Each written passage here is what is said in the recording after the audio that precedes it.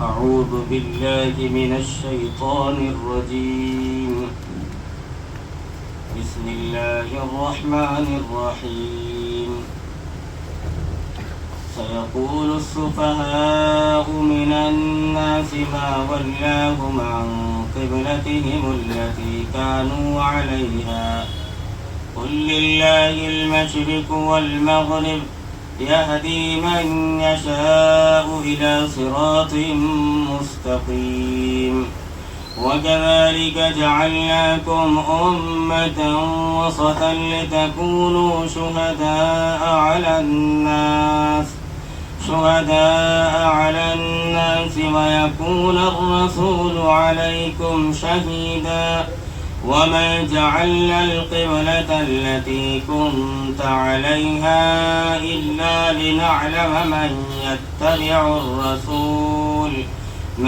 يتبع الرسول ممن ينقلب على عقبيه وإن كانت لكبيرة إلا على الذين هدى الله وما كان الله ليضيع إيمانكم إن الله بالناس لرؤوف رحيم. قد نرى تقلب وجهك في السماء فلنولينك قبلة ترضاها فولي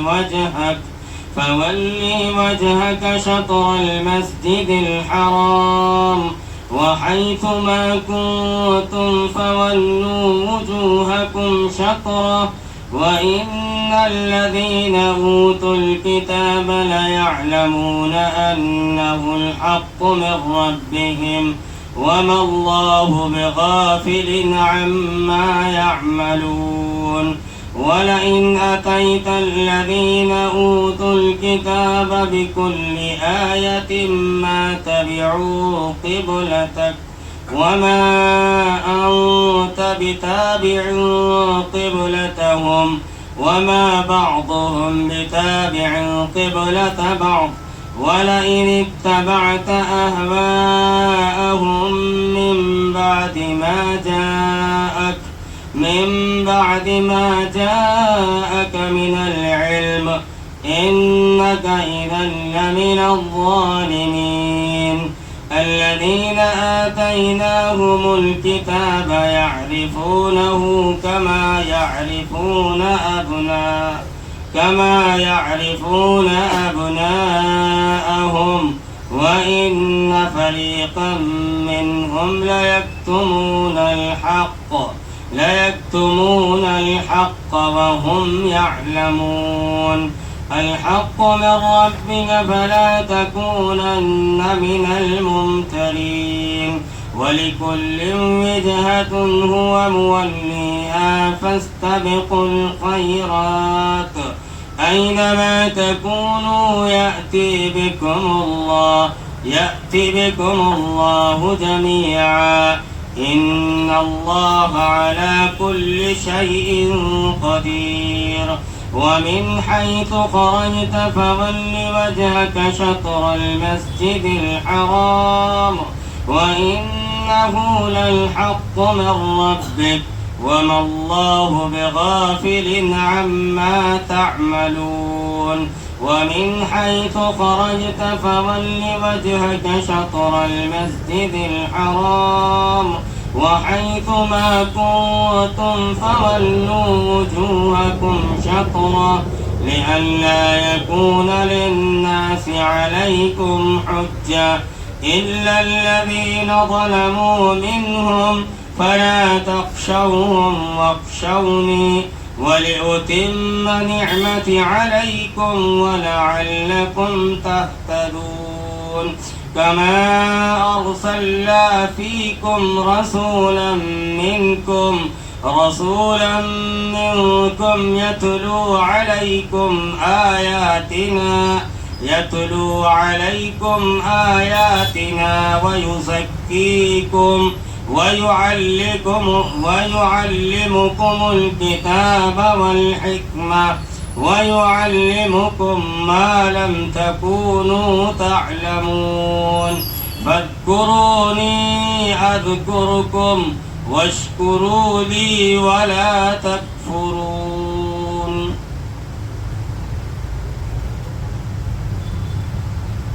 لوگوں میں سے بیوقوف لوگ کہیں گے کہ کس چیز نے ان کو ان کے اس قبلے سے پھیر دیا جس پر وہ تھے.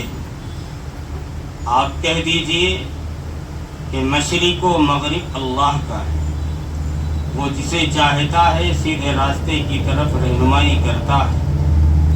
اسی طرح ہم نے تم کو مرکزی امت بنایا تاکہ تم لوگوں پر گواہ ہو اور رسول تم پر گواہ ہو. اور ہم نے قبلہ اس لیے بنایا تاکہ ہم دیکھ لیں، ہم جان لیں کہ پیٹھ پیچھے یا پھرنے کے بعد کون رسول کی اتباع کرتا ہے. اور یہ چیز بہت بڑی ہے مگر ان لوگوں کے لیے جو ہدایت کے راستے پر ہیں. اللہ تعالیٰ تمہارے ایمان کو ضائع نہیں کرتا. بے شک اللہ تعالیٰ لوگوں پر بہت ہی مہربان رحم کرنے والا ہے. ہم آپ کے چہرے کو آسمان کی طرف اٹھتا ہوا دیکھتے ہیں تو ہم آپ کو آپ کے قبلے کی طرف پھیر دیں گے جو قبلہ آپ پسند کرتے ہیں.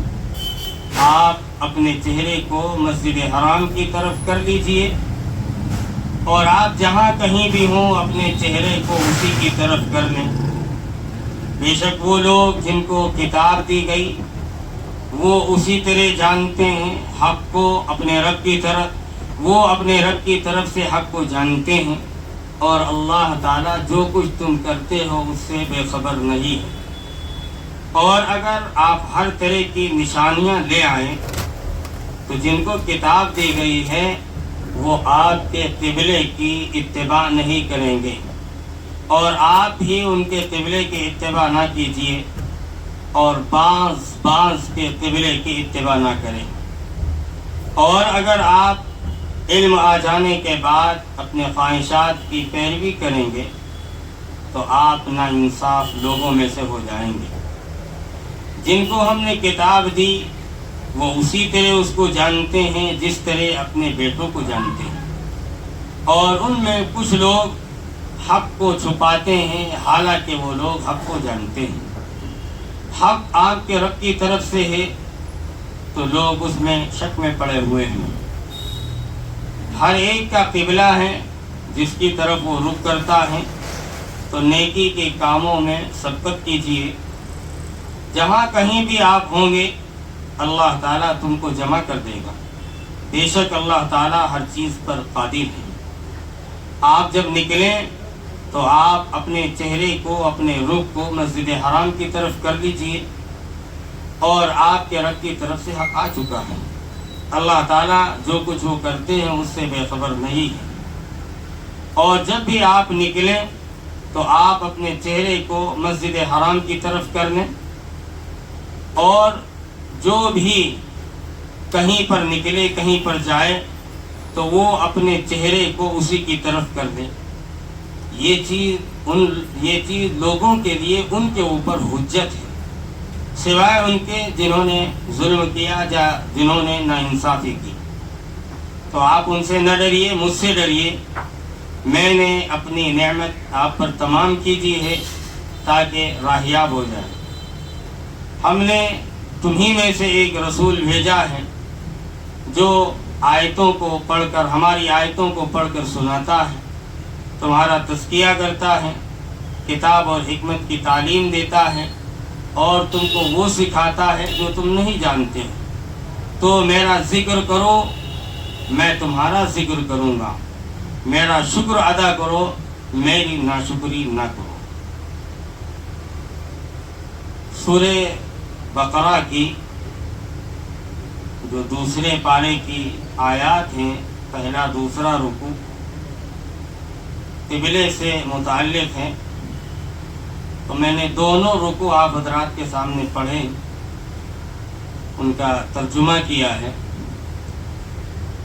ان آیات کی تشریحات سے پہلے میں کچھ چیزیں آپ کو بتانا چاہتا ہوں کہ یہ جو بیت المقدس ہے، جس کی طرف اللہ کے رسول صلی اللہ علیہ وسلم نے 16-17 مہینے رک کر کے نماز پڑھا تھا ہجرت کے بعد، اس کی ایک مختصر سی تاریخ میں آپ حضرات کے سامنے بیان کرنا چاہتا ہوں، تاکہ بات بالکل واضح ہو جائے کہ قرآن مجید میں تحویل قبلہ کا جو حکم آیا ہے وہ کیوں آیا ہے۔ سب سے پہلی چیز یہ کہ القدس فلسطین کا شہر اور دارالحکومت ہے۔ یہ یہودیوں، عیسائیوں اور مسلمانوں تینوں کے نزدیک بہت مقدس ہے۔ شہر قدس جو بیت المقدس ہے، یہ تینوں کے نزدیک بہت ہی قابل تعظیم ہے، اور آج بھی یہ لوگ اسی طرح اس کی تعظیم کرتے ہیں جیسے پہلے کرتے تھے۔ لیکن پہلے کے جو یہود اور نصارہ تھے وہ ایمان رکھتے تھے کتاب کے اوپر، نبیوں کے اوپر۔ آج کے جو یہود اور نصارہ ہیں ان کا ایمان کتاب پر نہیں ہے، اس لیے کہ کتاب جو ان کی اصل تھی وہ تو محرف کر دی، انہوں نے تحریف کر دیا اس کے اندر، اور نبیوں کے اوپر جو ایمان ہونا چاہیے تھا وہ ایمان بھی ان کا اس طرح نہیں رہا۔ یہ مسلمانوں کا قبلہ ہے۔ مسجد اقصیٰ کی کیا تاریخ ہے شروع سے اور اب تک، اس کو مختصر انداز میں ہم نے یہاں پر احاطہ کیا ہے کہ مسجد اقصیٰ کی بنیاد کب پڑی؟ مکہ مکرمہ کی بنیاد ڈالنے کے 40 سال بعد حضرت آدم علیہ السلام یا ان کی اولاد میں سے کسی نے ڈالی تھی۔ پھر اس کی تعمیر حضرت نوح علیہ السلام کے بیٹے سام نے کی۔ عرصے دراز کے بعد حضرت داؤد علیہ السلام نے بیت المقدس کی بنیاد ڈالی، اس مقام پر بیت المقدس کی بنیاد رکھی جہاں پر حضرت موسیٰ علیہ السلام کا خیمہ نصب کیا گیا تھا۔ اس عمارت کے پورا ہونے سے قبل حضرت داؤد علی نبینا علیہ الصلاۃ والتسلیم کی وفات کا وقت آ گیا، تو آپ نے اپنے فرزند ارجمن حضرت سلیمان علیہ السلام کو اس کی تکمیل کی وصیت فرمائی۔ جیسا کہ ہم اور آپ سنتے چلے آتے ہیں کہ بیت المقدس کی تعمیر جناتوں نے کی تھی، حضرت سلیمان علیہ السلام نے کروائی تھی، اسی کی طرف اشارہ ہے۔ چنانچہ حضرت سلیمان علیہ السلام نے جنوں کی ایک جماعت کے ساتھ مسجد اقصیٰ کی تعمیر کی۔ بیت المقدس مسلمانوں کا قبلہ اول ہے۔ ہجرت کے بعد نبی اکرم صلی اللہ علیہ وسلم نے جب مکہ مکرمہ سے مدینہ منورہ ہجرت فرما کر آپ گئے تھے تو 16 سے 17 مہینے تک آپ صلی اللہ علیہ وسلم نے بیت المقدس کی جانب رک کر کے نماز ادا فرمائی تھی۔ بخاری شریف کی روایت ہے، شروع ہی میں ہے، کتاب الوحی کے اندر تذکرہ کیا گیا ہے، جس میں یہ تعین نہیں ہے کہ 16 مہینے یا 17 مہینے، اس کی تعین نہیں کی گئی ہے، بلکہ امام بخاری نے جو روایت نقل کی ہے اس میں یہی اسی طرح لکھا ہے کہ 16 مہینے یا 17 مہینے آپ صلی اللہ علیہ وسلم نے بیت المقدس کی طرف رک کر کے نماز ادا فرمائی۔ پھر تحویل قبلہ کا حکم آنے کے بعد مسلمانوں کا قبلہ خانہ کعبہ ہو گیا۔ مسلمانوں کے نزدیک اور مسجد نبوی کے بعد، مسلمانوں کے نزدیک مسجد نبوی کے بعد تیسرا مقدس ترین مقام مسجد اقصیٰ ہے۔ آپ صلی اللہ علیہ وسلم سفر معراج کے دوران مسجد حرام سے یہاں پہنچے تھے، مسجد اقصیٰ آئے تھے، مسجد حرام سے مسجد اقصیٰ آئے تھے، اور بیت المقدس میں تمام انبیاء علیہ السلام کی نماز کی امامت کرنے کے بعد براق کے ذریعے 7 آسمان کے سفر پر روانہ ہوئے۔ قرآن مجید میں اللہ تعالیٰ نے اس مسجد کا ذکر ان الفاظ میں کیا ہے، سبحان الذی اسری بعبدہ لیلا من المسجد الحرام إلى المسجد الأقصى الذي باركنا حوله لنريه من آياتنا إنه هو السميع البصير. اور پھر احادیث کے مطابق دنیا میں صرف 3 مسجدوں کی جانب سفر کرنا باعث برکت ہے، جن میں مسجد حرام، مسجد نبوی، مسجد اقصی شامل ہیں. مسجد اقصی روئے زمین پر بنائی گئی دوسری مسجد ہے.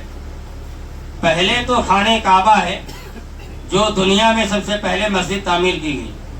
دوسرے نمبر پر دنیا میں اگر کوئی مسجد بنی ہے تو وہ بیت المقدس ہے جو بعد میں بنائی گئی تھی. بیت المقدس انبیاء علیہم السلام کی سرزمین فلسطین میں واقع ہے. جب آپ صلی اللہ علیہ وسلم کی بعثت ہوئی تو اس وقت اس پر سلطنت روم کے عیسائیوں کا قبضہ تھا، اور سلطنت روم اس وقت بہت طاقتور تھی. لیکن اسی وقت آپ صلی اللہ علیہ وسلم نے بیت المقدس کی آزادی کی خوشخبری سنائی اور اس کو قیامت کی نشانیوں میں قرار دیا. حضرت عمر فاروق رضی اللہ عنہ نے اپنے دور خلافت 16 ہجری میں بیت المقدس کو یہود و نصارہ کے ہاتھوں سے آزاد کرایا تھا. اس دور میں بہت سے صحابہ کرام تبلیغ اسلام اور اشاعت دین کی خاطر بیت المقدس میں اقامت اختیار کی. سن 66 ہجری اور 86 ہجری کے درمیان اموی خلیفہ عبد الملک بن مروان نے مسجد اقصی کی تعمیر شروع کرائی، اور سن 86 ہجری اور 96 ہجری کے درمیان اس کے بیٹے ولید بن عبد الملک نے اس کی تعمیر مکمل کی اور اس کی تزئین و آرائش کی. عباسی خلیفہ ابو جعفر منصور نے بھی اس مسجد کی مرمت کرائی. بیت المقدس کی یہ مقدس سرزمین تقریباً عباسی دور تک مسلمانوں کے ماتحت رہی. پھر جیسے جیسے ان میں آپسی اختلافات، انتشارات، خانہ جنگی، سیاسی فتنوں اور باطنی تحریکوں کی وجہ عباسی حکومت کمزور پڑنے لگی تو گھات میں بیٹھے صلیبیوں کو موقع مل گیا. ادھر فاطمی حکومت نے بھی اپنی حکومت کی مضبوطی اور استحکام اور شام سے سلجوقیوں کے خاتمے کے لیے ان صلیبیوں سے مدد طلب کی اور انہیں کئی طرح کی سہولتیں فراہم کر دیں اور بیت المقدس میں آنے جانے کی اجازت دے دی.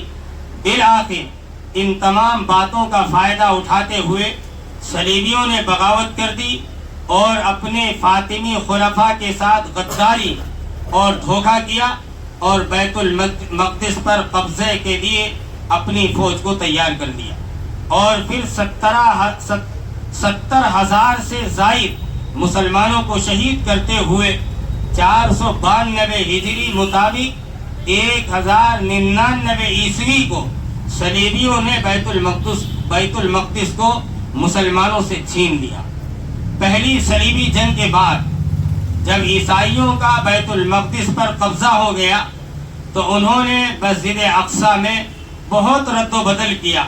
انہوں نے مسجد میں رہنے کے لیے کئی کمرے بنا لیے اور اس کا نام معبد سلیمانی رکھا، جس کو ہم اور آپ ہیکل سلیمانی کے نام سے جانتے ہیں.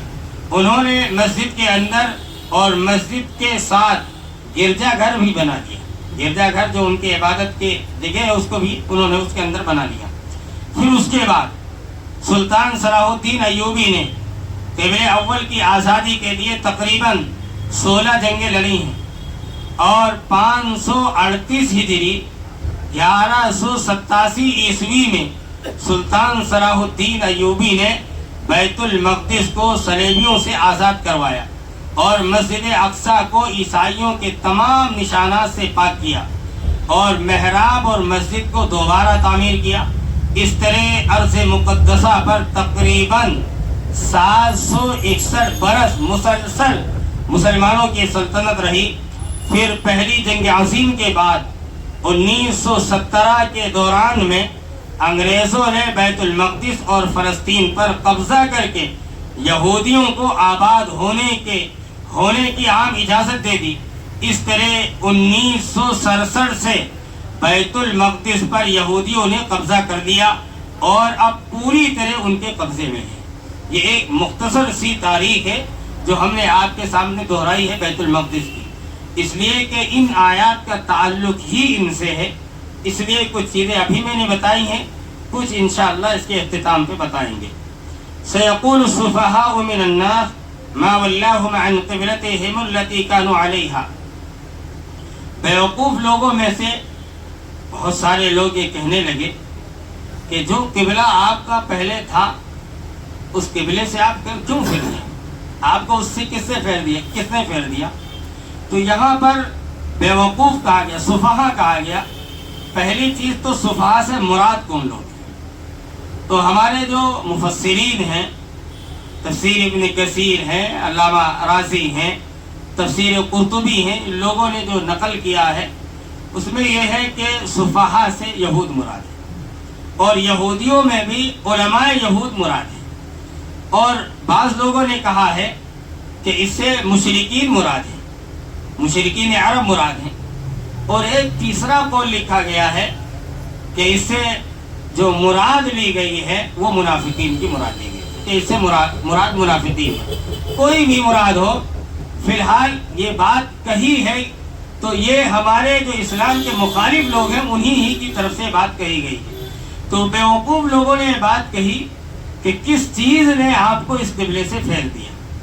اللہ کے رسول صلی اللہ علیہ وسلم پر اعتراض گویا کہ کیا گیا کہ آپ ایک قبلے پر تھے، اور جو بیت المقدس سے میں نے شروع ہی میں بتایا کہ یہود اور نصارہ اس سے بڑی محبت کرتے تھے، تو جب تحویل قبلہ ہوا تھا اللہ کے رسول صلی اللہ علیہ وسلم کو ہجرت کے بعد حکم دیا گیا کہ آپ بیت المقدس کی طرف رک کر کے نماز پڑھیے، تو یہودی بڑے خوش ہوئے تھے، اور خوشی اس طور پر ان کو ہوئی تھی کہ آج اس نبی نے ہمارے قبلے کو اختیار کر لیا ہے، کل ہوگا ایسا کہ یہ ہمارے مذہب کو بھی اختیار کر لے گا۔ اتنی خوشی کا اظہار کیا تھا، لیکن اللہ کے رسول صلی اللہ علیہ وسلم نماز تو بیت المقدس کی طرف کر کے رک پڑھ رہے تھے، لیکن آپ کا چہرہ برابر آسمان کی طرف اڑ رہا تھا، اور آپ کے ذہن میں یہی بات پیدا ہو رہی تھی، دل میں آپ کی چاہت یہی تھی کہ قبلہ ہمارا وہی ہو جائے جو خانہ کعبہ قبلہ پہلے تھا، وہی ہو جائے۔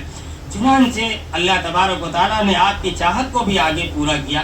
تو پھر اللہ کے رسول صلی اللہ علیہ وسلم سے یہ بات کہی جا رہی ہے کہ اے محمد آپ ان سے کہہ دیجئے، ان یہودیوں سے کہیے، منافقین سے کہیے، مشرکین سے کہیے، قل للہ المشرق والمغرب، کہ مشرق اور مغرب یہ سب اللہ کا ہے، چاہے ہمیں مغرب کی طرف رک کر کے اجازت ہو نماز پڑھنے کی، چاہے مغرب کی طرف کسی بھی سمت کی طرف رک کر کے نماز پڑھنے کی اجازت ہمیں دی جائے، ہمیں تو اللہ کا حکم ماننا ہے، اللہ کا حکم ماننا ہے، تو جس طرف بھی ہمیں حکم ہوگا کہ آپ رک کر لیجیے، ہم اس کی طرف رک کر کے نماز پڑھنا شروع کر دیں گے۔ پھر اللہ تعالیٰ فرماتا ہے یہدی من یشاء الی صراط مستقیم، کہ اللہ تعالیٰ جسے چاہتا ہے اسے ہی تو راستے پر لاتا ہے، ہر ایک راستے پر نہیں آ سکتا۔ ہاں، راستے کی طرف بلانا یہ ہر ایک کا کام رہا، نبیوں کا کام رہا، امت محمدیہ کا بھی کام رہا کہ راستے کی طرف رہنمائی کرنا، سیدھے راستے پر لانے کی کوشش کرنا، یہ تو ہے، لیکن یہ کہیں کہ ہم اس کو ہدایت دے دیں یا اس کو سیدھے راستے پر ڈال دیں تو یہ کوئی نہیں کر سکتا۔ اس لیے کہ اللہ کے رسول صلی اللہ علیہ وسلم کو خود کہا گیا انک لا تہدی من احببت ولکن اللہ یہدی من یشاء، کہ آپ کسی کو ہدایت نہیں دے سکتے ہیں۔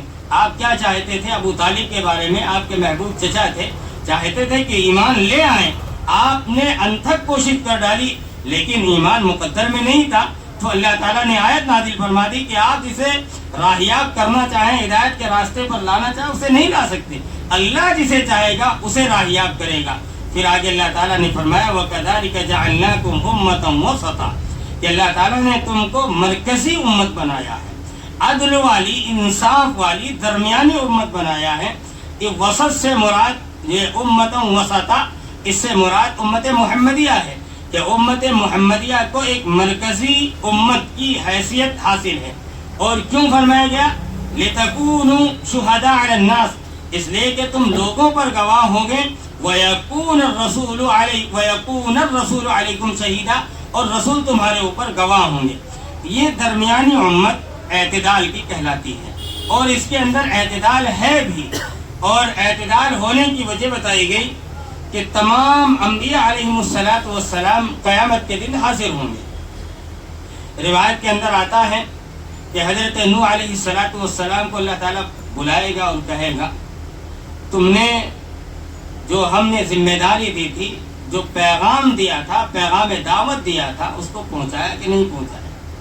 حضرت نوح علیہ الصلاۃ والسلام کہیں گے بالکل میں نے تو اس کو پہنچا دیا۔ پھر نوح علیہ الصلاۃ والسلام کی امت کو بلایا جائے گا اور امت سے کہا جائے گا کہ تمہارے درمیان جو نبی آئے تھے اس نبی نے دعوت کا کام پہنچایا کہ نہیں پہنچایا؟ تو فوراً انکار کر دے گی۔ امت کیا کرے گی؟ نوح علیہ السلام کی فوراً انکار کر دے گی کہ ہمارے درمیان کوئی نبی نہیں آیا، کوئی دین کی بات بتانے والا نہیں آیا۔ تو فرمایا گیا یہ امت بلائی جائے گی، امت محمدیہ کو بلایا جائے گا، لِتَكُونُوا شُهَدَاءَ عَلَى النَّاسِ، یہ لوگوں پر گواہی دے گی اور رسول اس کے اوپر گواہی دیں گے۔ پھر کہا جائے گا اس امت سے کہ تم کو یہ بات کس نے بتائی کہ تم یہ امت محمدیہ گواہی دے گی تمام لوگوں کے بارے میں، اس کے بارے میں خبر تم کو کس نے دی؟ تو یہ امت کہے گی کہ ہمارے نبی محمد صلی اللہ علیہ وسلم نے خبر دی تھی کہ یہ امت درمیانی امت ہوگی اور تمام امتوں پر اس کو گواہ بنایا جائے گا، اور اس رسول کو بھی تمام نبیوں پر اور تمام امتوں پر گواہ بنایا جائے گا۔ ایک روایت میں آتا ہے، آپ حضرات نے سنا ہوگا کہ جب میدان حشر ہوگا تو ہر ایک اپنے نبی کے پاس، امتی اپنے نبی کے پاس جائیں گے اور کہیں گے آپ ہمارے حق میں سفارش کر دیجئے، وہ کہیں گے ہمارے حق میں سفارش کر دیجئے۔ آخر میں سب یہی کہیں گے کہ یہ اختیار مجھے نہیں دیا گیا، مجھے سفارش کا اختیار نہیں دیا گیا ہے۔ سب کہیں، کوئی کہے گا موسیٰ کے پاس جاؤ، کوئی کہے گا عیسیٰ کے پاس جاؤ، کوئی کہے گا ابراہیم کے پاس جاؤ، سب اپنے اپنے اعتبار سے پلہ جھاڑ کر کہیں گے فلاں فلاں کے پاس جاؤ۔ اخیر میں بات یہ آئے گی کہ یہ اختیار محمد کو دیا گیا ہے، محمد کے پاس جاؤ اور ان سے سفارش کرواؤ۔ چنانچہ محمد عربی صلی اللہ علیہ وسلم اختیار کے مطابق اللہ کے لیے سجدے میں گریں گے، اور اس کے بعد جناب محمد الرسول اللہ صلی اللہ علیہ وسلم خود فرماتے ہیں کہ میں ایسی ایسی تعریف اللہ تعالیٰ کی اس وقت کروں گا سجدے میں جو تعریف کبھی دنیا میں مجھے یاد نہیں آئی ہوگی، تعریف کروں گا۔ اس کے بعد اللہ تعالیٰ کہے گا ارفع تشفع شفع لک، کہ اے محمد سر کو اٹھاؤ، تم شفاعت کرو، سفارش کرو، تمہاری سفارش کو قبول کیا جائے گا۔ یہ اختیار محمد عربی صلی اللہ علیہ وسلم کو دیا گیا۔ پھر فرمایا گیا وما جعلنا القبلة التي كنت عليها، یہ جس قبلے پر آپ تھے، جو قبلہ ہم نے بنایا تھا، یہ اس لیے تھا تاکہ ہم جان لیں کہ پلٹنے کے بعد کون رسول کی اتباع کرتا ہے۔ اس لیے کہ جب تحویل قبلہ ہوا، اللہ کے رسول صلی اللہ علیہ وسلم بیت المقدس کی طرف رخ کر کے نماز پڑھ رہے ہیں تو یہودی تو بڑے خوش ہوئے تھے۔ اب حکم ہو رہا ہے کہ آپ خانہ کعبہ کی طرف رخ کر کے نماز پڑھیے، تو ہم یہ دیکھنا چاہتے ہیں کہ یہ یہودی جب تحویل قبلہ ہوا تھا تو بڑے خوش ہوئے تھے، اب جب خانہ کعبہ کی طرف رخ کر کے نماز پڑھنے کا حکم ہو رہا ہے تو دیکھیں یہ پلٹتے ہیں کہ نہیں پلٹتے ہیں، یہ تمہاری بات کو تسلیم کرتے ہیں کہ نہیں کرتے ہیں۔ پھر فرمایا گیا وَإِن كَانَتْ لَكَبِيرَةً إِلَّا عَلَى الَّذِينَ هَدَى اللَّهُ، یہ بات بہت بڑی ہے، یہ بات بڑی ہے، لیکن کن کے لیے بڑی نہیں ہے؟ جن کو اللہ تعالیٰ نے راہیاب کیا ان کے لیے بڑی نہیں ہے۔ جو ہدایت کے راستے پر ہیں وہ اللہ اور اس کے رسول کو مانتے ہیں، جو اللہ کا فرمان رسول کے ذریعے ہم کو ملے گا یا اس دور میں صحابہ اکرام کو ملا، آمنا صدقنا، فوراً تصدیق کی اور فوراً اس کے اوپر لبیک کہا۔ وہی ہمارا اور آپ کا معاملہ ہے کہ جناب محمد الرسول اللہ صلی اللہ علیہ وسلم نے جتنی باتیں ہمیں اور آپ کو بتائی ہیں ہم ان کو کرتے ہیں اور دوسروں کو کرنے کے لیے آمادہ کرتے ہیں۔ تو فرمایا جو راہیاب ہوں گے وہ تو اس بات کو مان لیں گے، اور یہ بات بڑی ہوگی، کن کے لیے بڑی ہوگی؟ جو یہودی علماء ہیں، جو منافقین ہیں، جو مشرکین ہیں، ان کے لیے بہت بڑی بات ہے کہ یہ تمہارے قبلے کی طرف پلٹ کر آ جائیں۔ تو فرمایا گیا کہ یہ بہت بڑی بات ہے سوائے ان کے لیے جو راہیاب ہیں۔ صحابہ کرام نے جیسے ہی سنا فوراً تحویل قبلہ کا حکم آیا، فوراً جس حال میں تھے اپنے رخوں کو انہوں نے فوراً پھیر دیا۔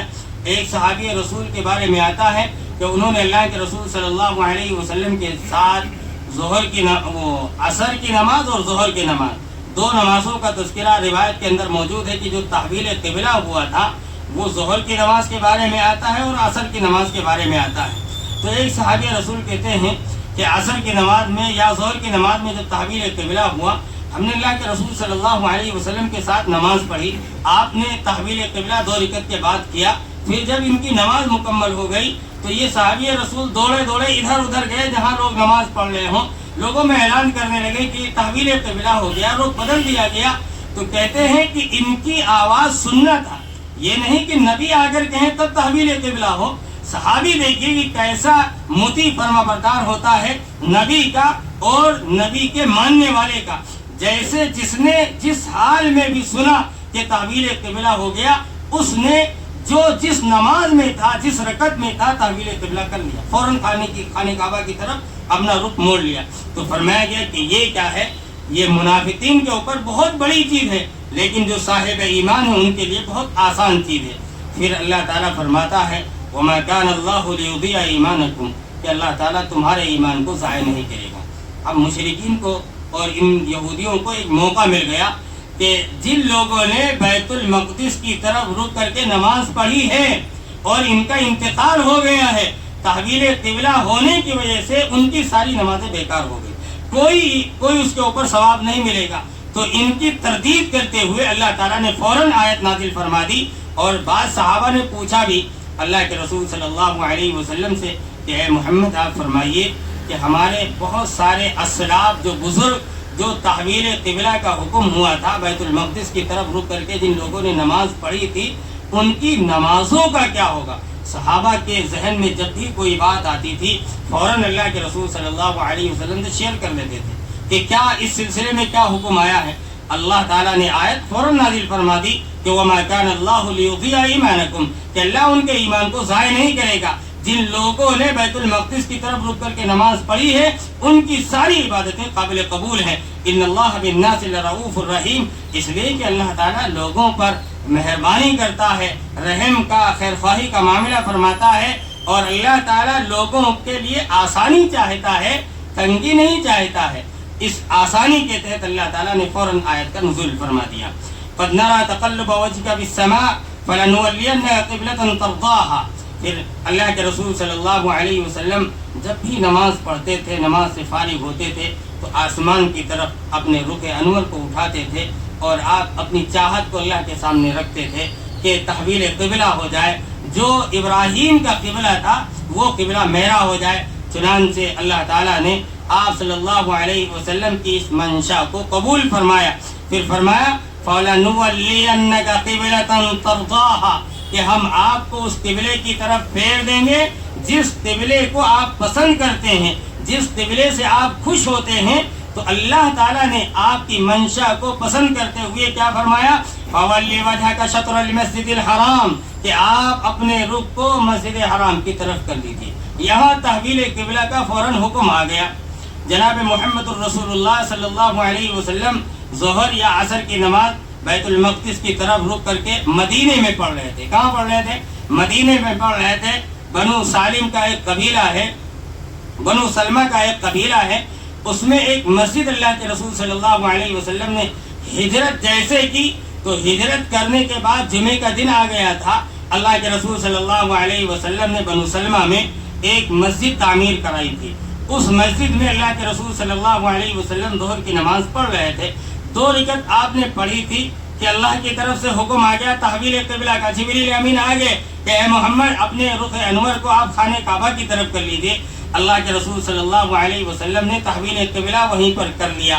اسی لیے اس مسجد کو مسجد قبلتین کہتے ہیں۔ آج بھی مدینہ منورہ میں وہ مسجد موجود ہے۔ قبلتین کے نام سے جو عمرہ کرنے والے، حج کرنے والے حضرات جاتے ہیں وہ وہاں جاتے ہیں، شرف حاصل کرتے ہیں، 2 رکعت نماز پڑھتے ہیں۔ اس جگہ پر جہاں پر تحویل قبلہ ہوا تھا، ہمارے نبی محمد عربی صلی اللہ علیہ وسلم نے دونوں سمتوں میں اس مسجد میں نماز پڑھی تھی۔ تو فرمایا گیا فَوَلِّ وَجْهَكَ شَطْرَ الْمَسْجِدِ الْحَرَامِ، کہ آپ اپنے رخ کو مسجد حرام کی طرف کر لیجئے۔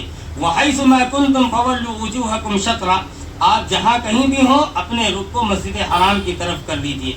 یہ حکم قرآن مجید میں 3 جگہ پر آیا ہے کہ آپ اپنے چہرے کو مسجد حرام کی طرف کر لیجئے۔ اس سلسلے میں امام رازی فخر الدین رازی ہیں، ان کی ایک تفسیر ہے، بڑی معروف اور مشہور تفسیر ہے، اس کے اندر انہوں نے وجہ بیان کی کہ 3 مرتبے کیوں حکم آیا۔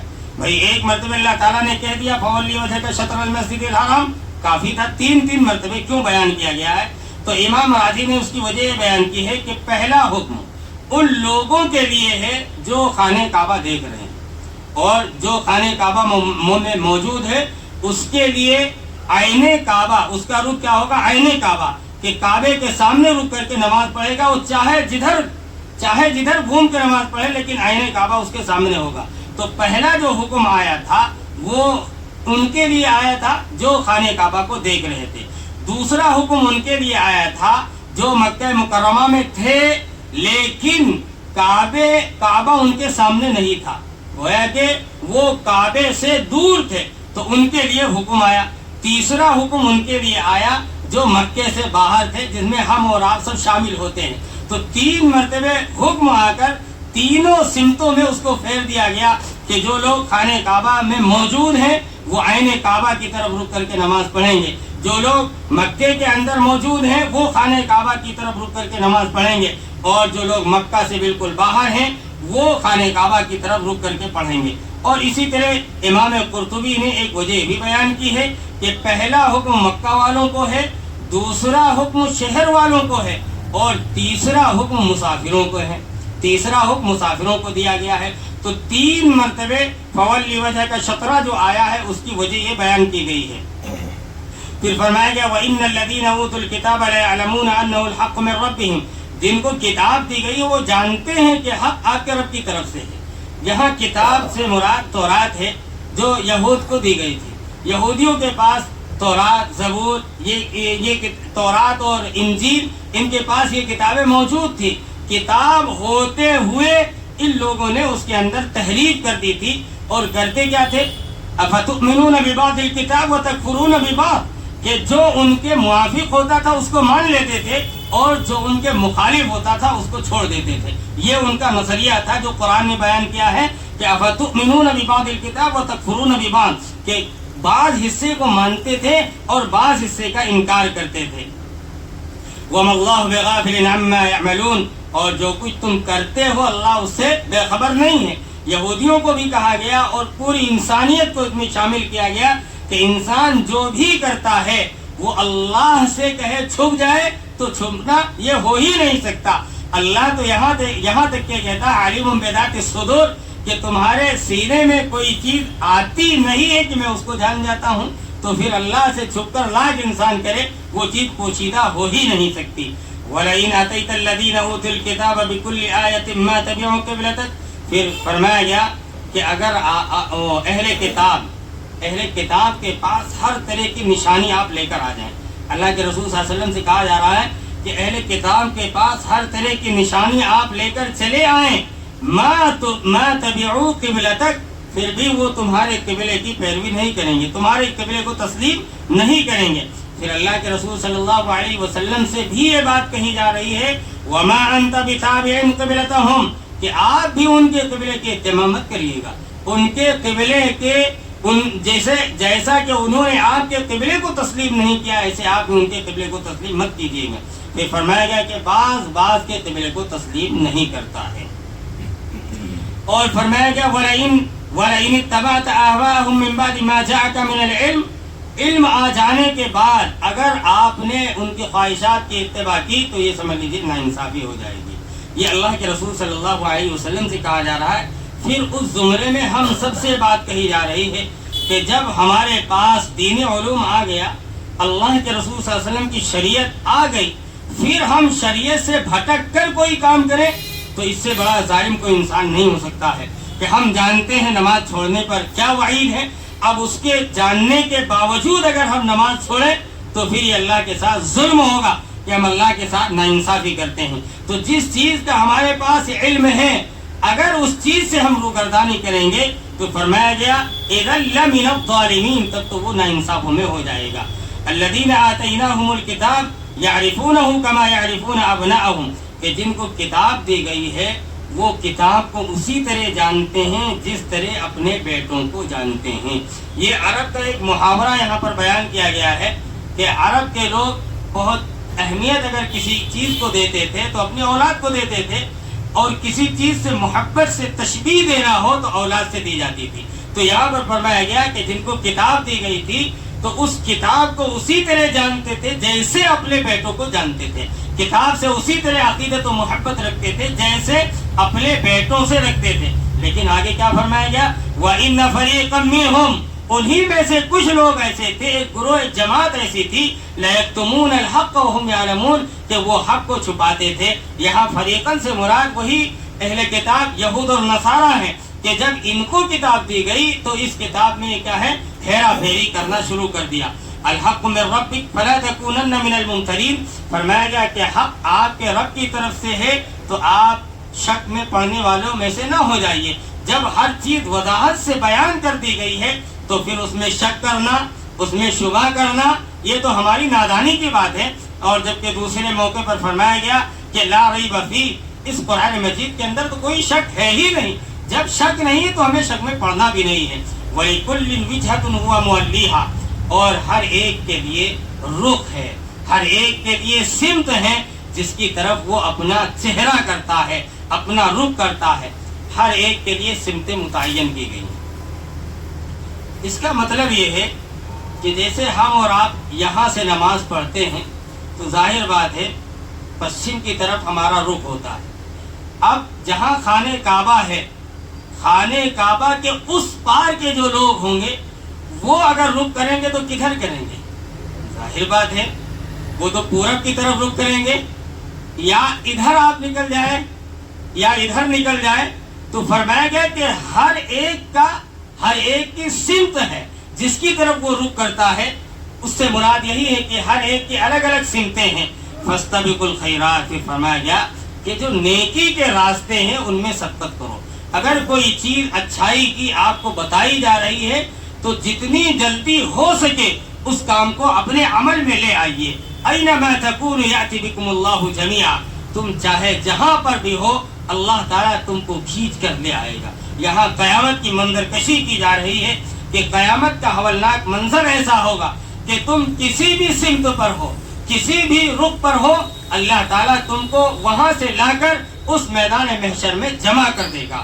اور میدان محشر کی بات اسی لیے آئی ہے کہ یہ ارض مقدس جو ہے، جو یہ فلسطین ہے جہاں شہر قدس ہے، مسجد اقصی بنی ہوئی ہے، یہی وہ جگہ ہوگی جو قیامت کے دن رود محشر ہوگی۔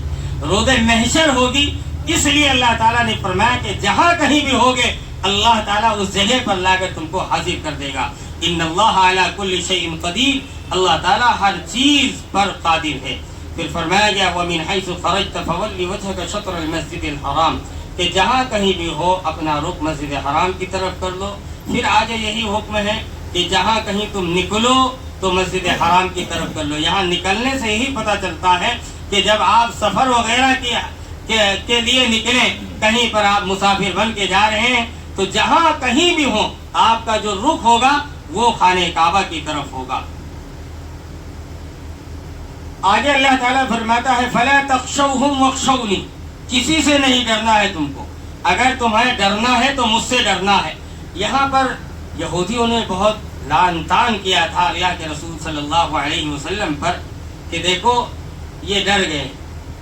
ابھی تحویل قبلہ ہوا تھا، ہم یہ کہہ رہے تھے کہ انہوں نے ہمارے تحویل قبلہ کو، ہمارے قبلے کو تسلیم کیا ہے، کل یہ ہمارا مذہب بھی قبول کر لیں گے، اس لیے ان کے اندر کیا ہے ڈر پیدا ہو گیا، اپنے رب سے کہلوا کر اپنا قبلہ پھروا لیا۔ تو اللہ تعالیٰ فرما رہا ہے فَلَا تَخْشَوْهُمْ وَاخْشَوْنِي، کسی سے ڈرنا نہیں، اگر ڈرنا ہے تو مجھ سے ڈرنا ہے۔ وہ لعن طعن کر رہے ہیں ان کو کرنے دیجئے۔ وَلِيُتِمَّ نِعْمَتِي عَلَيْكُمْ، میں نے اپنی نعمت تمہارے اوپر مکمل کی ہے۔ یہ سب سے بڑی نعمت ہے جو تحویل قبلہ والی ہے۔ اللہ کے رسول صلی اللہ علیہ وسلم کی منشا کے مطابق اللہ تبارک و تعالیٰ نے آپ کا خانہ کعبہ کی طرف رخ کروا دیا، اور وہی قبلہ جو حضرت ابراہیم علیہ السلام کا تھا، اور آپ چاہتے بھی تھے کہ جو میرے باپ دادا کا قبلہ ہے وہی میرا قبلہ ہو جائے۔ پھر اللہ تعالیٰ فرماتا ہے कमा अरसलना फीकुम रसूलन मिनकुम, कि हमने तुम्ही में से तो एक रसूल भेजा। अल्लाह के रसूल सल्लल्लाहु अलैहि वसल्लम की यहाँ पर तारीफ की जा रही है कि हमने तुम्ही में से एक रसूल का इंतखाब फरमाया है। रसूल की बैसत के जो मकासिद हैं उनका तज़किरा किया जा रहा है। यतलु अलैकुम आयातिना, रसूल का काम है हमारी आयतों को पढ़कर सुनाना। जो अल्लाह की तरफ से हुक्म आता है वो बंदों तक पहुँचाना, ये नबी अकरम सल्लल्लाहु अलैहि वसल्लम का काम है। और दूसरा काम फरमाया गया वयुज़क्कीहिम, लोगों का तज़किया करना, इसलिए कि जो हमारी जिस्मानी बीमारी होती है इसको तो डॉक्टर ही दवा तजवीज़ करके वही हमारी बीमारी ख़त्म कर सकता है, लेकिन कुछ बीमारी होती है जो रूह की बीमारी होती है। रूह तो हमारी और आपकी दिखाई नहीं पड़ती, उनका जो इलाज है वो इलाज अल्लाह ताला ने बुजुर्गों के पास रखा है। अल्लाह के जो वली हैं अल्लाह ने उनके पास रखा है। जब तुम उनके पास जाओगे तो वो तुम्हारे दिलों को साफ करेंगे। तुम्हारे ऊपर जो गुनाह का बोझ होगा और जो तकब्बुर का, जो अनानियत का होगा, इन तमाम चीज़ों को अगर कोई ख़त्म कर सकता है तो फरमाया गया वयुज़क्कीहिम, कि लोगों का तज़किया करना ये अल्लाह के रसूल सल्लल्लाहु अलैहि वसल्लम को काम दिया गया था। फिर फरमाया गया तीसरा काम वयुअल्लिमुकुमुल किताब वल हिकमा, कि आप किताब और हिकमत की तालीम देते थे। आप सल्लल्लाहु अलैहि वसल्लम बहुत बड़े हकीम भी थे। आप तरह तरह की हिकमत लोगों के सामने बयान कर चले गए। तिब्ब नबवी के अंदर हिकमत से तमाम चीज़ें पुर हैं। आपने हर एक की हिकमत उसके अंदर बयान फरमाई। और किताब से ही कुरान मजीद मुराद है कि अल्लाह ताला ने कुरान की शक्ल में हमें और आपको किताब दी है। इस किताब को मरते दम तक अपने आप से वाबस्ता करना है, अपनी ज़िंदगी में इस किताब को दाखिल करना है। जब ये किताब ज़िंदगी में दाखिल हो जाएगी तो इंसान कभी गुमराह नहीं होगा। और फरमाया वयुअल्लिमुकुम मा लम तकुनु तालमून, और तुमको वो बताया गया, वो सिखलाया गया जो तुम नहीं जानते थे। बहुत सारे हक़ाइक़ हैं जो कुरान मजीद के अंदर पोशीदा, आज भी पोशीदा है। जैसे जैसे लोग तरक्की कर रहे हैं, कुरान का मुताला कर रहे हैं, कुरान को पढ़ रहे हैं, वैसे ही जो उसके रुमूज़ और असरार हैं वो लोगों के सामने खुलकर आ रहे हैं कि अल्लाह ताला ने 1400 साल पहले नबी को वो चीज़ बताई थी, आज वो चीज़ हमको मालूम हो रही है। तो कुरान के अंदर बहुत ज़ख़ीरा है इल्म का, मालूमात का। अब ज़रूरत है कि इससे मालूमात हासिल की जाए। कुरान मजीद तो हमारे और आपके लिए, पूरी इंसानियत के लिए आया था, लेकिन आज हो क्या रहा है कि जो दूसरी कौम है वो कुरान मजीद से तो फ़ायदा उठा रही हैं, लेकिन जो मुसलमान, जिसको ख़ास तौर से कहा गया था पढ़ने का, जिसे ख़ास तौर से हुक्म दिया गया था, उसने कुरान को बालाए ताक रख दिया। फिर फरमाया गया फज़कुरूनी अज़कुरकुम, कि तुम मेरा जिक्र करो मैं तुम्हारा जिक्र करूँगा। इसकी मिसाल भी हदीस के अंदर मौजूद है। अल्लाह के रसूल सल्लल्लाहु अलैहि वसल्लम ने, गालिबन मिशकात की रिवायत है, उसमें है कि जहाँ अब जैसे ये मजलिस से फरिश्ते घेरे हुए बैठे होंगे, ये फरिश्ते जब अल्लाह के पास जाएंगे, अल्लाह सारी चीज़ जानता है, लेकिन वो दूसरे से सुनना चाहता है। कोई कारी होता है, कुरान बड़ा अच्छा पढ़ता है, बहुत जानता है, लेकिन उसकी तमन्ना होती है कि कोई दूसरा पढ़े, हम सुने। इसी तरह अल्लाह ताला का मामला है। अल्लाह ताला आलिमुल गैब है, सारी चीज़ें जानता है, लेकिन जब फरिश्ते यहाँ से जाएंगे तो फरिश्तों से पूछेगा अल्लाह ताला कहाँ से आ रहे हो।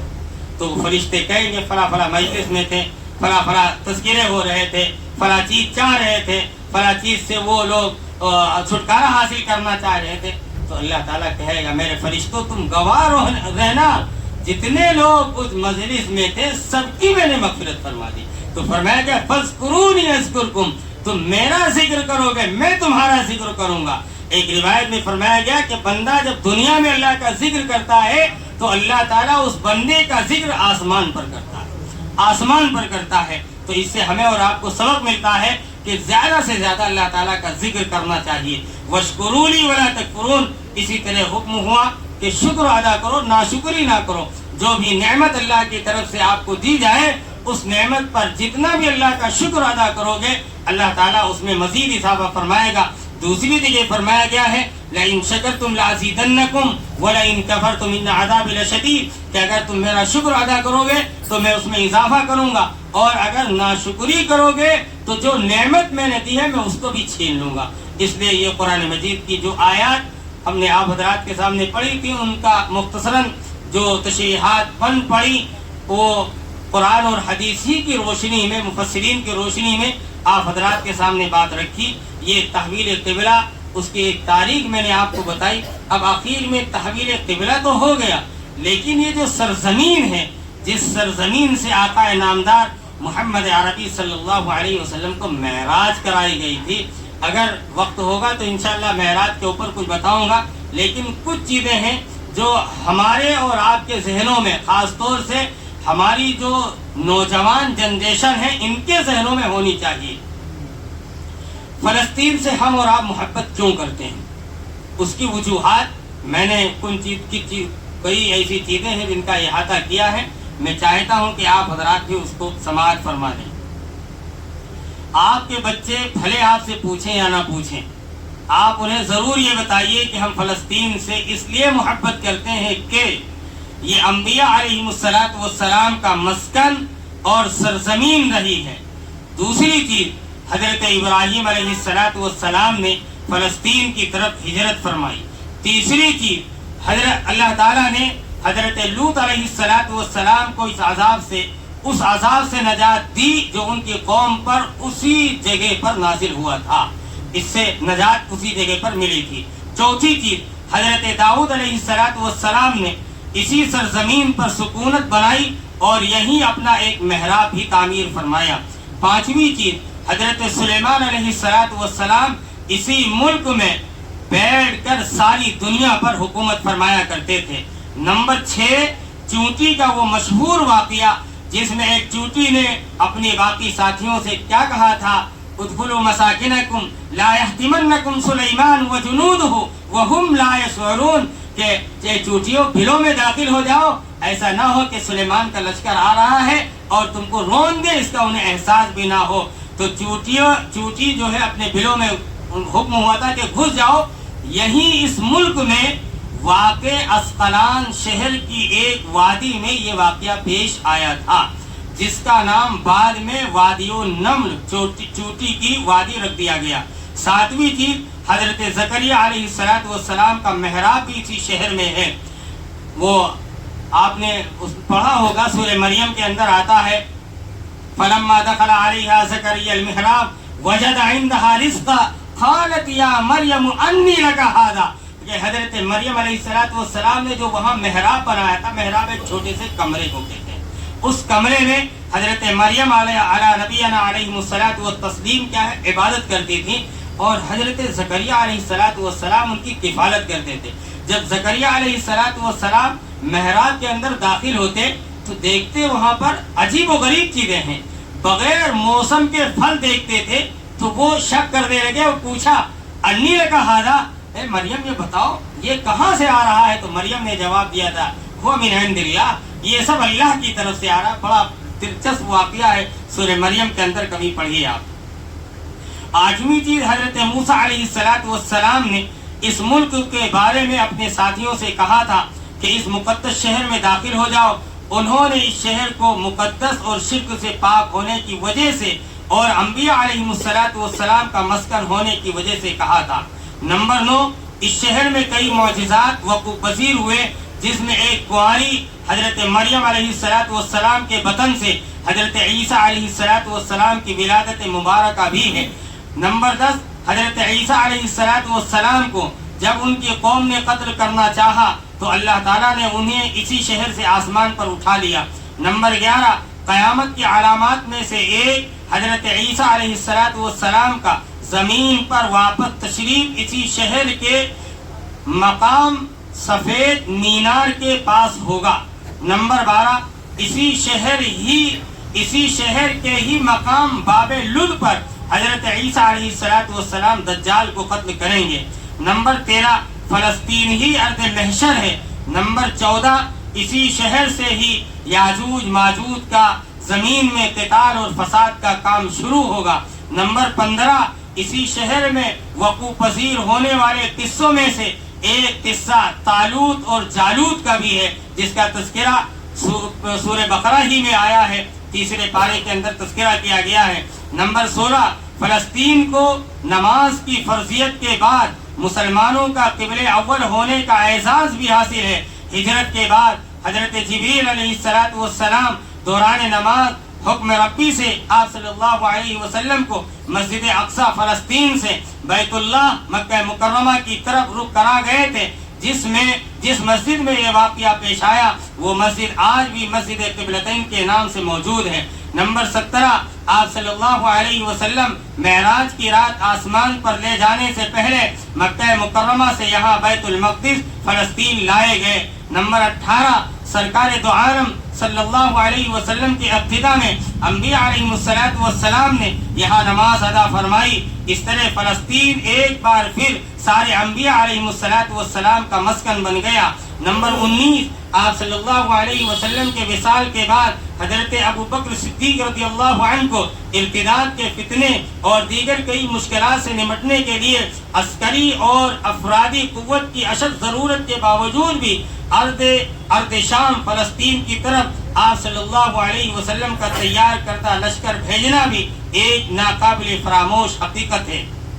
نمبر 20، اسلام کے سنہرے دور فاروقی میں دنیا بھر کی فتوحات کو چھوڑ کر محض فلسطین کی فتح کے لیے خود سیدنا حضرت عمر رضی اللہ عنہ کا پیدل چل کر جانا اور یہاں پر جا کر نماز ادا کرنا اس شہر کی عظمت کو اجاگر کرتا ہے۔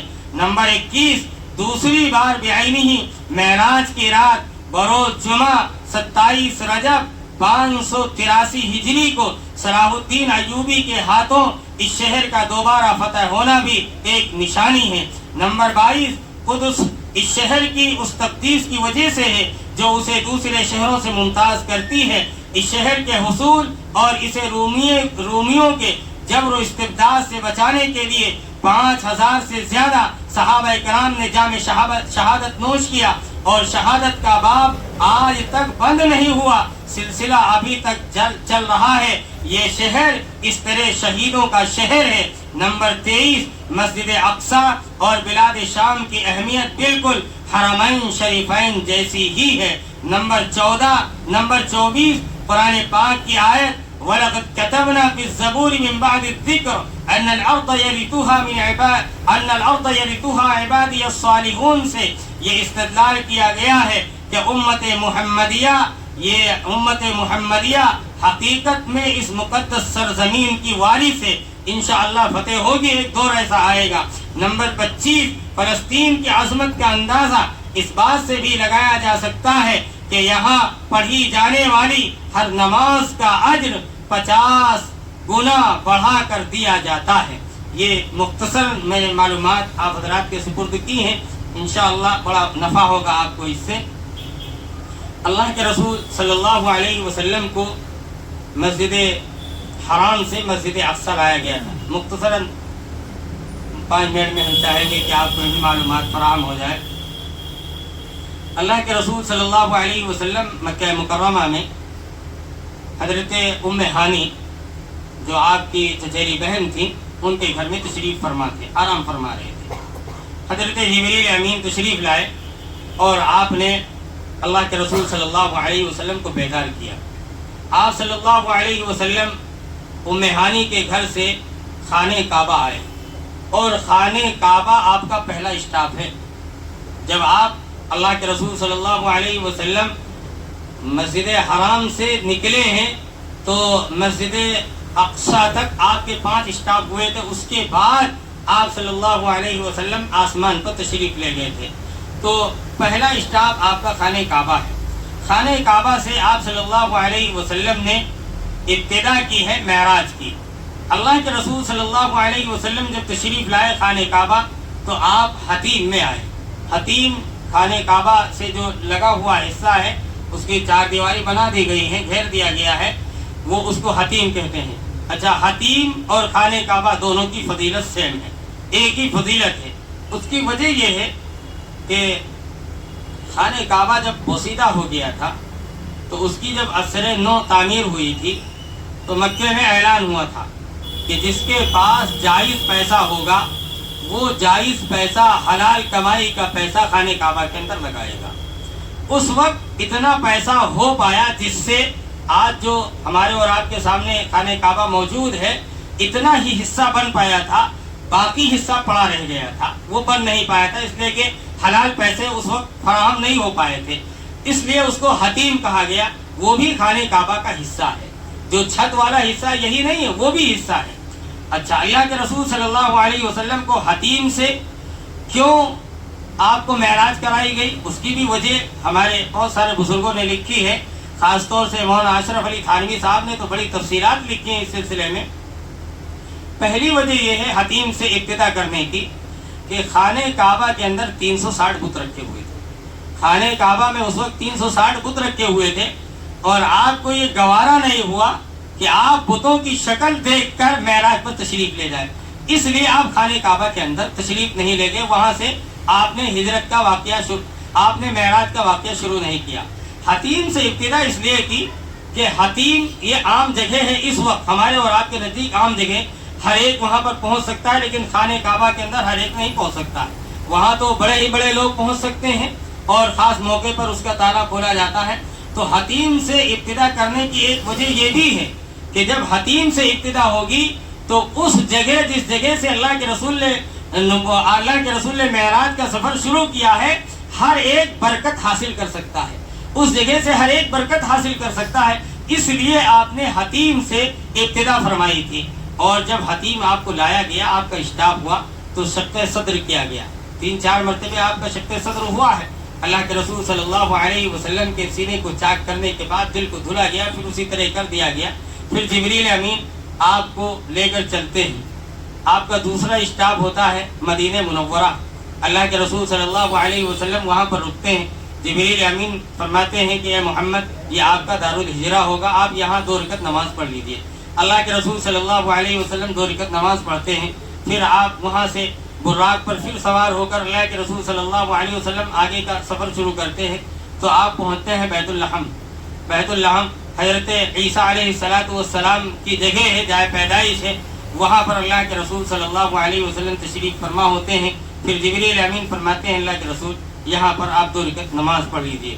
پھر آپ صلی اللہ علیہ وسلم کا ایک چوتھا سفر ہوتا ہے،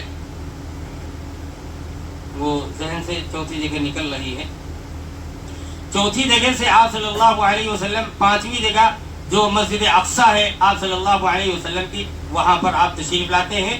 پھر سارے انبیاء علیہ السلام اس وقت مسجد اقصیٰ میں مسجد میں موجود ہیں، سارے انبیاء کی موجودگی میں اللہ کے رسول صلی اللہ علیہ وسلم تشریف لاتے ہیں اور آپ امامت کرتے ہیں، سارے نبیوں کو وہاں پر آپ کو امامت کا شرف حاصل ہوتا ہے۔ اس سے ایک پتے کی بات ہمیں اور آپ کو معلوم ہوتی ہے کہ مقتدی کو پہلے آنا چاہیے اور امام کو بعد میں آنا چاہیے۔ اگر امام بعد میں آتا ہے، کوئی تاخیر بھی ہو جاتی ہے، تو مقتدیوں کو چینی گوئیاں نہیں کرنی چاہیے، اس لیے کہ اللہ کے رسول صلی اللہ علیہ وسلم جب سفر کر کے آئے ہیں، کئی اسٹاپ آپ کے ہوئے ہیں، تو ظاہر بات ہے وہاں پر آپ کو وقت بھی تو لگا ہوگا، اور انبیاء علیہ السلام پہلے سے تشریف فرما ہے۔ اللہ کے رسول صلی اللہ علیہ وسلم نے امامت کی، اور امامت کرنے کے بعد پھر وہیں سے اللہ کے رسول صلی اللہ علیہ وسلم کو معراج کرائی جاتی ہے۔ آپ صلی اللہ علیہ وسلم کو جبریل امین لے کر جاتے ہیں، اور آپ کا استقبال فرشتے کرتے ہیں۔ جب پہلے دروازے، پہلے آسمان پر، جس کو آسمان دنیا کہا جاتا ہے، جبریل امین اللہ کے رسول کو لے کر پہنچتے ہیں، تو اندر سے آواز آتی ہے کون؟ اور یہ ہمارے اور آپ کے یہاں بھی ہوتا ہے، جب کوئی دروازہ کھٹکھٹاتا ہے تو پوچھتے ہیں کون؟ اللہ کے رسول صلی اللہ علیہ وسلم سے جب پوچھا گیا تو جبریل امین نے ترجمہ نہیں کی، اس لیے کہ آپ مہمان تھے، میزبان تو جبریل امین تھے۔ کہا میں جبریل ہوں، میرے ساتھ محمد ہیں۔ چنانچہ دروازہ کھولا گیا اور آپ کا استقبال فرشتوں نے کیا۔ وہاں پر اللہ کے رسول صلی اللہ علیہ وسلم کی ملاقات پہلے آسمان پہ حضرت آدم علیہ السلام سے ہوتی ہے۔ آدم علیہ السلام سے اللہ کے رسول صلی اللہ علیہ وسلم ملتے ہیں۔ اس کے بعد بڑی وجوہات ہیں، میں تفصیل میں نہیں، بس مختصراً آپ کو بتا رہا ہوں۔ پھر اللہ کے رسول صلی اللہ علیہ وسلم دوسرے آسمان پر تشریف لے جاتے ہیں۔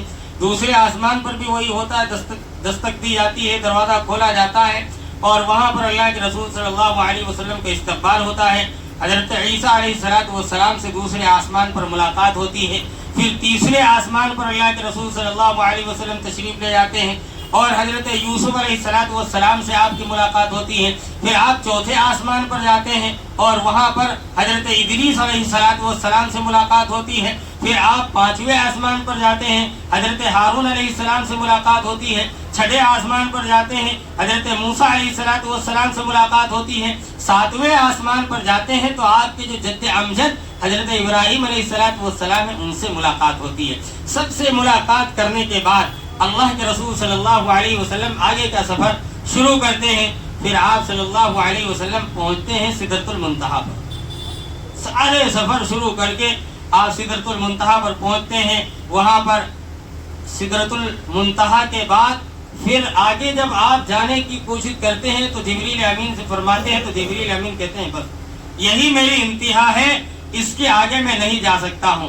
چنانچہ وہاں سے اللہ کے رسول صلی اللہ علیہ وسلم اپنا سفر شروع کرتے ہیں۔ پھر آپ آخر درجے تک جاتے ہیں۔ رفرف کا ترجمہ، رفرف آیا قرآن مجید میں، ایک قالین کے ذریعے وہاں پر آپ پہنچتے ہیں، گویا کہ طیارے کے ذریعے پہنچتے ہیں۔ اللہ تعالیٰ سے آپ کی ملاقات ہوتی ہے۔ بعض لوگ تو اللہ کی ملاقات کا انکار کرتے ہیں، بعض لوگ انکار کرتے ہیں، اس لیے کہ حدیث میں موجود ہے کہ اللہ کے رسول صلی اللہ علیہ وسلم نے اللہ تعالیٰ کا دیدار نہیں کیا تھا، لیکن بعض روایتوں میں ہے کہ اللہ تعالیٰ کا دیدار کیا تھا۔ اچھا، اگر دیدار نہیں کرتے تو اللہ تعالیٰ اتنا عظیم الشان تحفہ کیوں دیتا؟ تو اللہ تعالیٰ کا دیدار کیا، جنت کا نظارہ کیا، جہنم کا نظارہ کیا، ساری چیزیں آپ نے دیکھی، جہنم میں عذاب ہوتے ہوئے مختلف لوگوں کو دیکھا۔ چنانچہ آپ صلی اللہ علیہ وسلم کا ایک لمبا سفر جو مسجد حرام سے شروع ہوا اور پھر بیت معمور پر جا کر وہ ختم ہوا، پھر آپ وہاں سے واپس ہوتے ہیں تو اللہ تعالیٰ اپنے ہم اور آپ مہمان جب رخصت ہوتا ہے تو اچھی طرح رخصت کرتے ہیں، مہمان نوازی کرتے ہیں، کچھ تحفے میں بھی اگر بن پڑتا ہے تو دیتے ہیں۔ اللہ تعالیٰ نے تحفے میں اللہ کے رسول صلی اللہ علیہ وسلم کو 50 نمازوں کا تحفہ دیا۔ چنانچہ حضرت جب چھٹے آسمان پر اللہ کے رسول صلی اللہ علیہ وسلم آئے تو حضرت عیسیٰ 7ویں آسمان پر جب پہنچے تو آپ کے جد امجد تھے، اور ظاہر بات ہے کہ بیٹا اپنے باپ سے ساری بات نہیں شیئر کر سکتا ہے۔ تو آپ چھٹے آسمان پر جب آئے تو حضرت موسیٰ علیہ السلام سے ملاقات ہوئی تو موسیٰ علیہ السلام نے کہا محمد تم کو کیا ملا ہے؟ تو بتایا کہ تحفے میں 50 نمازیں ملی ہیں۔ تب موسیٰ علیہ السلام نے کہا کہ میں تو بنی اسرائیل کا نبی رہ چکا ہوں، بہت قیل قال کرنے والی تھی، بڑے سوالات کرنے والی تھی، جب ہم نے دیکھ لیا کہ ان کے لیے دین پر چلنا مشکل تھا تو تمہاری امت 50 نمازیں کیسے ادا کرے گی؟ ایسا کرو اللہ کے پاس جاؤ اور نمازوں کو کم کرو۔ اس میں بھی بڑی حکمت رکھی گئی ہے، ایک ہی وقت میں اللہ تعالیٰ سے نمازیں کم کروا لیتے، لیکن حضرت موسیٰ علیہ السلام نے جب کوہ طور پہ جب تختی لینی ہوئی تھی تو کیا کہا تھا؟ اے اللہ میں تجھ کو دیکھنا چاہتا ہوں، آپ ہم کو اپنے آپ کو دکھا دیجئے۔ اللہ نے کیا فرمایا تھا؟ فَلَمَّا تَجَلَّى رَبُّهُ جَعَلَهُ دَكَّاءَ وَخَرَّ مُوسَىٰ صَعِقًا، کہ اللہ تعالیٰ نے جب پہاڑ کے اوپر تجلی نازل فرمائی تو سب بے ہوش ہو کر گر گئے تھے، موسیٰ بھی بے ہوش ہو کر گر گئے تھے۔ اللہ نے فَلَمَّا أَفَاقَ قَالَ إِنِّي تُبْتُ الْآنَ، جب افاقہ ہوا، ہوش میں آئے موسیٰ علیہ السلام تو کہا کہ اب میں توبہ کرتا ہوں، میں اس طرح کا چیلنج نہیں کروں گا۔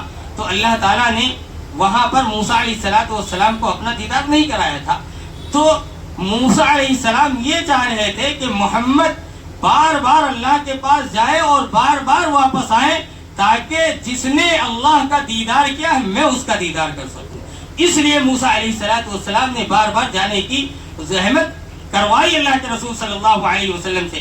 اللہ کے رسول صلی اللہ علیہ وسلم 10 مرتبے گئے، 9 مرتبے تو نماز کم کروانے کے لیے اور 1 مرتبے تو پہلا سفر ہوا تھا، 10 مرتبے گئے۔ پھر دھیرے دھیرے 5 نمازیں کم کرتے کرتے جب 5 نمازیں بچی تو موسیٰ علیہ السلام نے کہا کہ ارے اس میں اور بھی کم کروا لو، یہ بھی بہت زیادہ ہے، یہ نہیں ہو پائے گا تمہاری امت سے۔ تو اللہ کے رسول صلی اللہ علیہ وسلم نے فرمایا کہ اب مجھے شرم آتی ہے، میں اب نہیں جاؤں گا۔ چنانچہ وہ 5 نمازوں کا تحفہ آپ لے کر آئے اور فرمایا کیا اللہ کے رسول صلی اللہ علیہ وسلم نے کہ جب کوئی حدیث میں ہے، قرآن میں بھی ہے اس کا تذکرہ، کوئی ایک کرو گے تو اللہ 10 دیتا ہے۔ من جاء بالحسنۃ فلہ 10 امثالها، کہ اگر ایک نیکی لے کر آؤ گے تو 10 گنا اس کا دیا جائے گا۔ فرمایا کہ جو 5 نمازیں پڑھے گا 50 نمازوں کا ثواب دیا جائے گا۔ تو یہ عظیم الشان تحفہ اللہ کے رسول صلی اللہ علیہ وسلم کو وہاں پر دیا گیا، جس کو ہمیں اور آپ کو اختیار کرنا، اپنی زندگی میں اس کو لانا ہے۔ پھر اللہ کے رسول صلی اللہ علیہ وسلم پھر مسجد اقصی تشریف لائے اور پھر دوبارہ انبیاء علیہ السلام کی امامت فرمائی، دوبارہ پھر امامت فرمائی، پھر وہیں سے براق پر بیٹھ کر آپ مسجد حرام تشریف لے آئے۔ پھر یہ چرچا ہونے لگا کہ رات میں نبی تو غائب تھے، نبی کہاں چلے گئے تھے؟ مشرکین نے اس طرح کی باتیں سنی اور افواہوں کو پھیلانا شروع کر دیا. تو سب سے پہلے اللہ کے رسول کے پاس نہیں گئے تحقیق کرنے کے لیے، حضرت ابوبکر صدیق کے پاس گئے.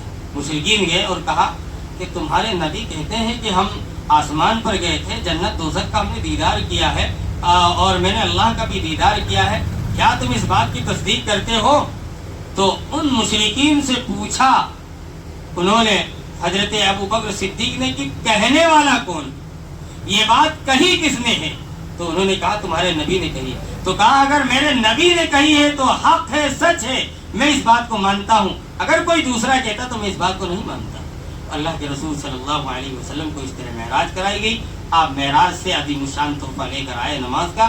انشاءاللہ ہم سب اپنی زندگی میں نماز کو داخل کریں گے، اور اس میں جو چیزیں رہ گئی ہیں کبھی کسی موقع پر اگر کسی کو یاد آئے تو پوچھ بھی سکتا ہے. اور اسی طریقے سے یہ جو فلسطین کی دردناک ایک عالمیہ پورا ہے جو ابھی ہمارے اور آپ کے سامنے چل رہا ہے، اس کی تاریخ کو بھی ہمیں آپ کو دہرانا چاہیے، پڑھنا چاہیے کہ ہماری ماضی کی تاریخ کیا رہی ہے، اب ہماری تاریخ کیا چل رہی ہے، ہمارے ساتھ پہلے کیسا برتاؤ کیا گیا، اب کیسا برتاؤ کیا جا رہا ہے. اس سے بھی واقفیت ضروری ہے. باقی یہ جو میں نے 7 آسمان کا تذکرہ کیا، 7 انبیاء کا تذکرہ کیا، اس میں بھی حکمت ہے. فلاں نبیوں سے ملانا اس لیے کہ ثواب لاکھ انبیاء تھے، خاص طور سے انہی نبیوں سے کیوں ملاقات کرائی گئی، اس کی وجوہات ہیں. انشاءاللہ کسی موقع پر اس کا تذکرہ کیا جائے گا. اللہ تعالی ہم سب کی آمد کو قبول فرمائے، اور جو قرآن مجید کی تفسیر اور جو ترجمہ کیا گیا ہے اس کو ہماری زندگیوں میں نافذ فرما دے. وآخر دعوانا الحمدللہ رب العالمین.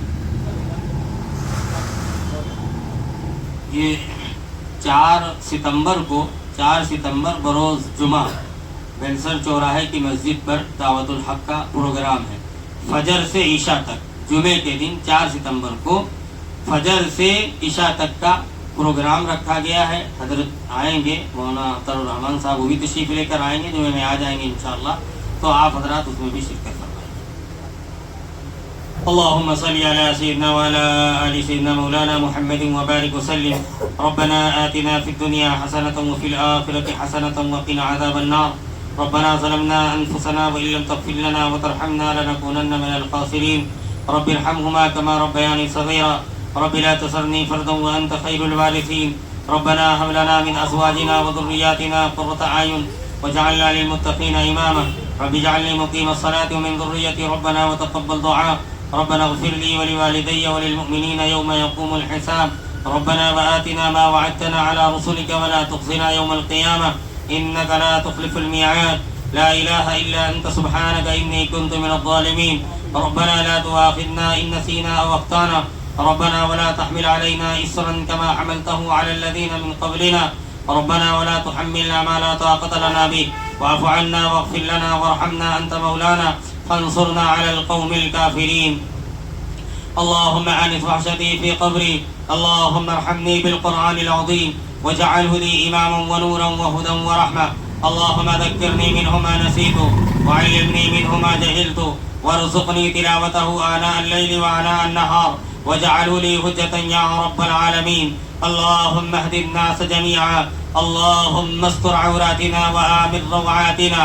اللهم احصهم عددا واقتلهم بددا ولا تغادر منهم أحدا. اللهم إنا نجعلك في نحورهم ونعوذ بك من شرورهم. اللهم إنا نجعلك في نحورهم ونعوذ بك من شرورهم. اللهم قنا عذابك يوم تبعث عبادك. اللهم حاسبنا حسابا يسيرا. اللهم حاسبنا حسابا يسيرا. اللهم نقنا من الخطايا كما ينقى الثوب الأبيض من الدنس. اللهم إنا نجعلك في نحورهم. اللهم إنا نجعلك في نحورهم. اللهم حبب إلينا الإيمان وزينه في قلوبنا وكره إلينا الكفر والفسوق والعصيان. أولئك هم الراشدون.